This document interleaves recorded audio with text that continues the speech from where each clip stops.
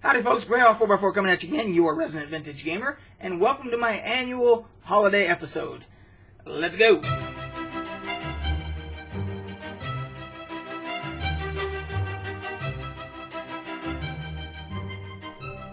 So let's start off with, toast. Here's to you and yours. Merry Christmas, Happy Hanukkah, Happy Holidays, whatever it is that you celebrate, Festivus, whatever. Here's to you. Cheers. Because what's Christmas without your ceremonial Christmas breakfast beer? So let's start off with my wife combined two of my favorite things: vintage gaming and the old handheld games that you used to play before there was Game Boy and all that. You had like handheld Mattel football and different games like that. So they've come out with Space Invaders on a handheld edition. It even has a little joystick right there and everything. And there's even a little demo of it that they give if you hit the button. And this was one of the very first arcade games, full-size arcade games that we used to play back in the day, along with Asteroids and Pac-Man, and Pong was probably the first, and that one was like a sit-down. You actually sat down, two people sitting at a table, and then you had stuff like Space Invaders and Asteroids and Pac-Man, and then later came Miss Pac-Man and Centipede and Tempest and all those. So this is like a blast from the past here, the little handheld version, so that's pretty cool. Then, and this sucker's heavy. I'm assuming most of you have probably already seen these, but these are the board games for the Dungeons and Dragons license that are all based upon. This particular one is Castle Ravenloft, but there's several of them that are based upon adventures from Dungeons and Dragons.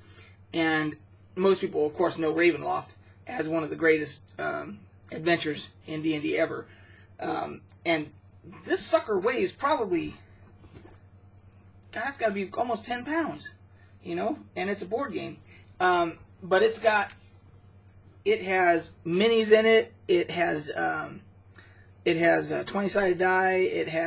And then it has apparently snapped together dungeon pieces to make the dungeon up and everything.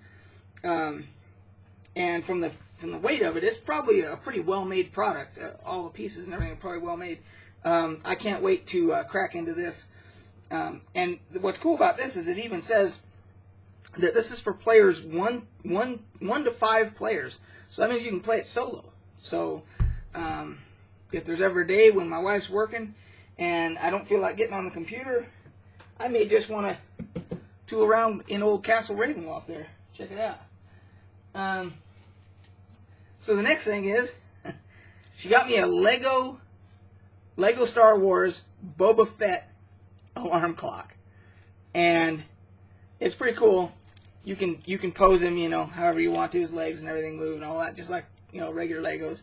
And then if you hit the head, the backlight comes on for the time and everything. So this guy, I probably won't use him as an alarm clock because I use my phone, but he's probably just going to go somewhere here close by on the desk. Actually, he can go right there. And when I'm gaming and everything, if I need to know what time it is, I can look over real quick and check out old Boba Fett. Because Boba Fett's one of my favorite Star Wars characters. I really, when we played Star Wars Galaxies back in the day, Bounty Hunter was one of the most favorite classes for people to play, because in that game, the bounty hunters could actually hunt for bounties. They could hunt players that had made it to Jedi, that had become Jedi, and they could actually hunt them and kill them in the game, and they would get, depending upon the level of the Jedi, would determine the level, the amount of the bounty, and it would also, depending upon the level of the Jedi, when the Jedi got killed, he or she would lose amount of experience points. They would get knocked back in experience points towards their next level. And it was pretty freaking significant. And if they were high enough level, it was a lot. And like, there was times where they would get killed back to back, and it was cumulative. They would keep losing that much. And I mean, I had friends that were Jedi that literally, if they got killed, they would log off their Jedi, and they would not go back on their Jedi until like the next day or whatever, because they were afraid they didn't want to get knocked back even further if they got hunted and got killed. So that's why, yeah, the Mandalorians, Boba Fett, really like. I'm glad she got me the Boba Fett one. There's also like Darth Vader and Obi-Wan and a couple other ones too, if you're interested. The next thing, staying with the Star Wars theme, is she got me an ornament, a Hallmark ornament. She got me the Death Trooper from Rogue One. I have not seen Rogue One yet, so not sure what a Death Trooper is, but sure I'll find out soon enough. Let's open this up real quick. These are usually pretty easy to open, so too easy. Almost dropped that sucker. Oh, crap. Now, I don't know if you are a collector of any particular franchise. If you haven't already done so, go to Hallmark for the holidays, and they have ornaments for just about every kind of franchise. My wife is a huge Wizard of Oz. That's her favorite movie, Wizard of Oz. So I've been collecting the Hallmark ornaments for her for Wizard of Oz for 20 years. And she has almost the complete set. But once they only come out for that year, like this one will never come out again. There'll never be another. It came out for 2016, and that's it. It won't. The only way you'll be able to find it now is on eBay. So, but here's the Death Trooper. I don't know how well this will come. Oh, that comes up pretty good. But the level of detail is pretty freaking good. I mean, they did a good job on this. I mean, and it's an ornament, but I'd like to, if it would stand up on its own. It won't. But if it would, that'd be cool to just have sitting on the mantle or something. That's pretty badass. So, and it's heavy. It's that's not plastic. That's like if it's a plastic, it's a really heavy gauge, heavy quality plastic. Feels more like some kind of composite material. So next, we're still with the Star Wars theme, and this is the coup de grace. Here, this is a Bluetooth speaker, the Millennium Falcon, but it's a Bluetooth speaker. And when it plays, the engine, as you can see on this picture right there, the engine actually lights up as it's playing. And she got me this because for my D&D campaign back here, I use sound effects and voices, some dialogue stuff from Battle Bards that I've talked about before. Battle Bards, that's what they do. They create for fantasy gaming and stuff. They create those types of things that you can play. Like, so if someone shoots a fireball, there's actually a fireball sound effect, and it's pretty doggone cool. But I've got a bunch of them because I did the Kickstarter, so I got a bunch for included with the Kickstarter. So anyway, I like to have a Bluetooth speaker sitting in the middle of the table for my players to hear the sound effects and everything. And now I can do it with the Millennium Falcon. And as a matter of fact, they've even got a demo here.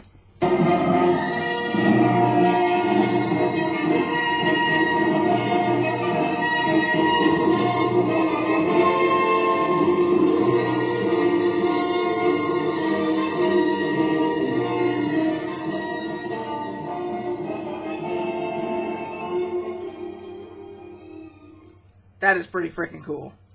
And it even has its own stand and everything. So that is now going to be my Bluetooth speaker for my gaming sessions. Even though it doesn't fit the fantasy theme, it doesn't matter. It's Star Wars. It's the Millennium Falcon. It's cool, So, and then so I got this. I think I talked about this before. I got this. I did this in my little stupid.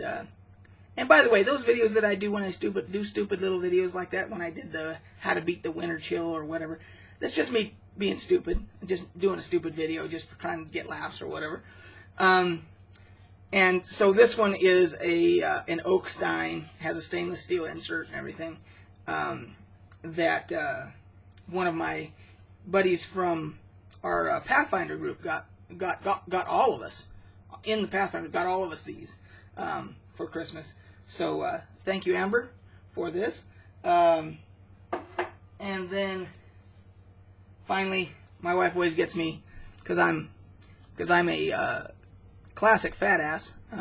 She gets me a McDonald's gift card every year because, say what you want, I love McDonald's breakfast. So people can say, oh, how can you eat that crap, trash, whatever.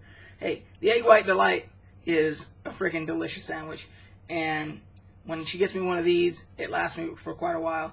And to me, I still think something like an Egg White Delight or an Egg McMuffin or whatever, I still think that's better for you than a couple of donuts or something, which I eat those from time to time too. But if I try to stick to the McDonald's stuff, I still think it's better for you than the sweet stuff. So